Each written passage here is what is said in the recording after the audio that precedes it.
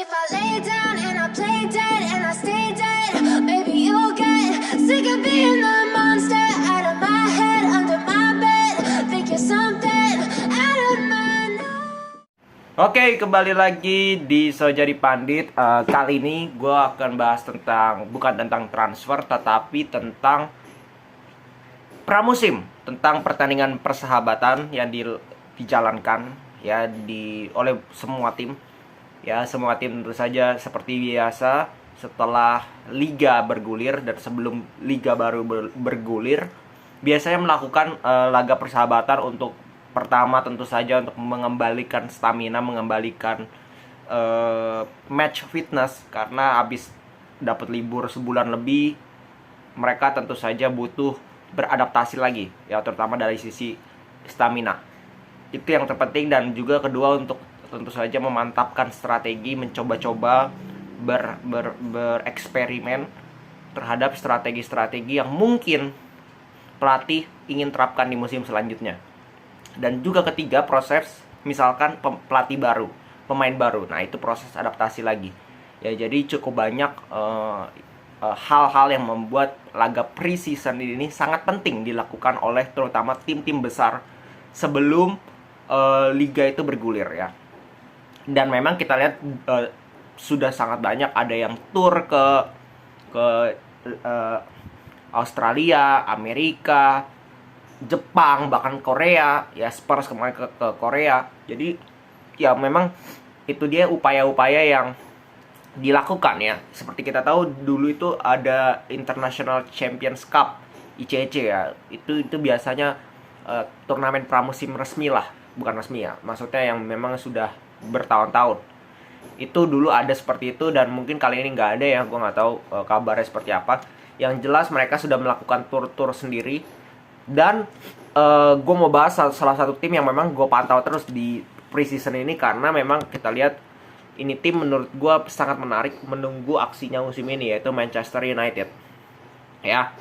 Manchester United tentu saja tim yang musim lalu sangat buruk lah dalam arti mereka tidak mendapatkan apa-apa. Yang pertama, habis itu Champions League aja nggak menang, mainnya hancur-hancuran, moral mental semuanya drop dari pemain, dan itu semua menjadikan dasar bahwa musim ini bisa menjadi musim yang menjadi titik balik lah. Nah, itu yang gue mau tunggu, dan gue sangat menantikan pramusim-pramusimnya. Makanya gue pantau terus pramusim dari Manchester United. MU itu sudah main 3 pertandingan, oke? 3 pertandingan pramusim, 1 di Bangkok, 2 di Australia. Di Bangkok lawan Liverpool mereka menang 4-0, sudah gue bahas. Mainnya luar biasa, karena Liverpool juga terlebih karena skuadnya cadangan, banyak space di tengah, dan Liverpool tidak bermain bertahan. Otomatis MU mendapatkan banyak space, ya, banyak celah di lini tengah untuk melakukan trupas-trupas, dan kombinasinya sangat bagus. Dan itu sudah terlihat di pertandingan pertama bahwa tidak main asal long ball ya. Long ballnya itu sangat sedikit, dan mereka lebih banyak build up dari belakang, passing. Kalau nggak bisa maksakan ke depan ya balik lagi ke belakang, nggak ada masalah sebenarnya. Nah, itu di pertandingan kedua pun pada saat melawan Melbourne City terlihat seperti itu. Nah, namun ada perbedaan pendekatan yang dilakukan oleh kedua tim lawan dari Manchester United ini. Liverpool kita tahu bermainnya sangat terbuka, bagaimana kita tahu lah semua ya. Melbourne City ini tim yang mengandalkan sebaliknya, yaitu parkir bus dan melakukan serangan balik, counter attack. Terlebih mereka sudah bisa cetak gol di awal melawan Manchester United, mencetak gol cepat lah ya lewat sebuah counter attack 1-0. Nah, itu membuat mereka parkir bus otomatis ya. Walaupun pramusim tapi parkir bus. Nah, MU mendapatkan PR berat bahwa mereka sudah berhasil mengalahkan tim yang bermain terbuka seperti Liverpool. Nah, mereka harus bisa mengalahkan tim-tim yang bermain parkir bus, karena di Premier League tim yang bermain terbuka dibandingkan tim yang bermain parkir bus lebih banyak tim yang bermain parkir bus. Maka dari itu mereka harus terbiasa dengan situasional tersebut, dan bagaimana Erik ten Hag bisa menerapkan strategi yang optimal lah melawan tim yang parkir bus, bukan hanya lawan tim yang bermain terbuka. Nah, ini contoh bagus. Ini hal yang bagus yang dilakukan oleh Manchester United, mencari lawan yang dengan tipe gaya permainan yang berbeda, sehingga mereka juga bisa mendapatkan solusi penyelesaian masalah yang berbeda pula dari pertandingan ke pertandingan. Lawan Melbourne City mereka tinggal 1-0, parkir bus, dan mereka pun akhirnya berhasil mencetak 4 gol. Bukan masalah banyaknya gol yang mereka ciptakan, dalam arti yang gue mau bahas adalah mereka berhasil bermain melawan tim yang bermain parkir bus. Mereka tahu cara menembus lini pertahanan mereka. Mereka tahu cara berkombinasi. Mereka tahu cara menghadapi tim dengan pertahanan yang sangat dalam. Ya, di pertandingan ketiga kemarin, 2 hari yang lalu lawan Crystal Palace. Crystal Palace ini juga nggak parkir bus, tapi mereka bertahan. Ya, mereka bertahan dan MU pun bisa bermain dengan gaya dari Erik ten Hag. Sebenarnya kalau kita lihat permainannya pun mirip-mirip dari pertandingan pertama, kedua, dan ketiga. Ya, Erik ten Hag benar-benar menerapkan strategi yang memang itu menjadi tampaknya pakem dari permainan MU, gambaran dari permainan Manchester United di musim yang akan mendatang. Ya, bagaimana dia bermain dengan kombinasi bola-bola pendek, membentuk triangle, segitiga, di mana harus ada yang pemain-pemain yang bisa melakukan support, melakukan kombinasi, dan pemain yang berada di kotak penalti itu sangat banyak, ya, sehingga mengirimkan bola dari wing, entah itu dari wingback atau winger, itu sangat-sangat bisa efektif karena banyak pemain yang siap untuk menerima bola. Itu yang tidak terlihat dari beberapa pertandingan, bahkan 1 musim, bahkan 3 musim bersama dengan Ole, dan juga di musim terakhir bersama dengan Rangnick. Ya, itu yang tidak terlihat. Dan itu yang gue saksikan di 3 pertandingan dari Erik ten Hag, itu yang terjadi. Ya. Lalu sebenarnya apa sih strategi dari Erik ten Hag di 3 pertandingan pramusim? Ya, secara formasi itu tidak jauh berbeda, 4-2-3-1. Ya, seperti pada saat Ole, pada saat Rangnick pun demikian, 4-2-3-1. Bruno sebagai di atas kertasnya sebagai playmaker tunggal, dengan 2 pivot, dengan 2 wing, dan 1 penyerang. Di atas kertas seperti itu. Tapi kalau lu lihat, ya, yang gue lihat di atas lapangan, MU bermain hanya dengan 1 DM, yaitu Fred. Ya, yang biasa dari 3 pertandingan Fred ditopang oleh 2 attacking midfield. Nah, ini peran yang berbeda. Bruno tetap dengan attacking midfield perannya. Satu lagi adalah McTominay.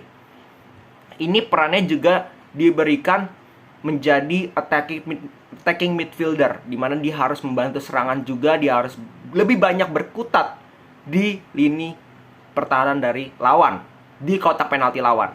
Ini yang gue lihat. Jadi mereka hanya bermain dengan 1 pivot. 2-nya ini ditugaskan untuk membantu serangan dengan 2 wing back yang sangat-sangat tinggi bermainnya. Nah, ini yang menarik. Nah, wing back ini kalau misalkan dua attacking midfieldnya maju meninggalkan posisinya, mereka yang isi. Jadi inverted juga bisa dipasang di strateginya ten Hag di 3 pertandingan. Maka dari itu yang gue lihat adalah ini pakem permainan yang akan dilakukan oleh Manchester United di musim baru, dimana ini juga sudah dilakukan oleh Rangnick di pertandingan terakhir, yaitu McTominay sedikit diberikan kesempatan untuk maju. Jadi hanya bermain dengan 1 pivot, bukan 2 pivot. Ya, itu yang gue lihat. Nah, lantas seperti apakah gambaran dari strategi, gambaran dari susunan line up, dan juga komposisi kedalaman squad dari Manchester United di musim depan? Nah, ini kan banyak yang bertanya-tanya. Dengan datangnya Lisandro, Eriksen, Malaysia, nanti juga ada siapa, Timber dan Anthony, kalau jadi Frankie de Jong, atau mungkin siapa yang datang. Bagaimana komposisi dari starting line up dan kedalaman squad dari Manchester United? Menurut gua, pakemnya sudah jelas bahwa Manchester United akan bermain dengan 1 DM. Dan bisa jadi ini feeling gua, si Lisandro Martinez itu dibeli untuk menjadi pivot dari Manchester United. Ya. Dia dan Fred, ya, 2 pemain untuk posisi pivot. Kalau mereka tidak dapat Frankie de Jong, Lalu 2 pemain di depan itu adalah Bruno dan Eriksen menurut gua. 2 pemain yang bisa mengatur serangan, punya visi, punya akurasi passing, punya create chances yang sangat baik, bisa meng-create peluang. Itu diberikan peran sebagai playmaker dua-duanya oleh Erik ten Hag. Pelapisnya siapa? Pelapisnya itu Van de Beek dengan McTominay. Oke. Di kanan kiri Sancho di kanan, Rashford di kiri, cadangannya itu Anthony sama si Elanga. Di depan kalau Ronaldo tidak pergi, ya Ronaldo sama Martial. Karena Martial menunjukkan kapasitasnya 3 pertandingan dia bisa mencetak gol dan bermain sangat bagus, bekerja keras, bisa mengikuti gaya permainan dari Ten Hag. Menurut gue dia akan mendapatkan kesempatan. Di belakang menurut gue ini bisa saja peluangnya Lindelof, Varane, Maguire sama Bailey itu dipertahankan. Yang untuk diberikan kesempatan adalah minimal 1 musim lo bisa buktikan nggak bahwa nih 4 pemain ini bisa mengisi 2 slot dari center back Manchester United. Di kanan kita punya Dalot dan juga kemungkinan besar Timber kalau datang. Wan-Bissaka kemungkinan besar akan dijual. Teles pun akan dijual. Jadi di kiri ada Shaw dan juga Malaysia. Dan di kiper pun De Gea dan juga mungkin Hitan atau mungkin didatangin pemain pelapis, nanti mungkin akan didatangkan kiper pelapis. Jadi itu mungkin gambaran dari starting line up yang akan dilakukan oleh Erik ten Hag dengan Manchester United musim depan. Dan menurut gue kalau kayak gitu benar-benar kejadian, ini ngeri MU.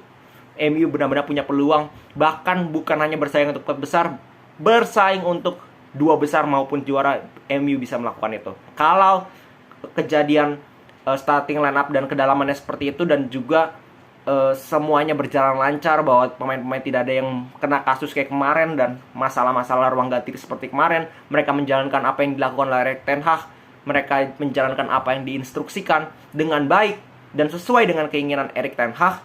Bisa saja mereka menjadi kandidat kuat untuk mempersulit Manchester City dan juga Liverpool. Oke, segitu dulu dari gua. Jangan lupa subscribe, like, share, dan juga komen kalau kalian punya pendapat lain tentang video ini. Jangan lupa, salam sepak bola.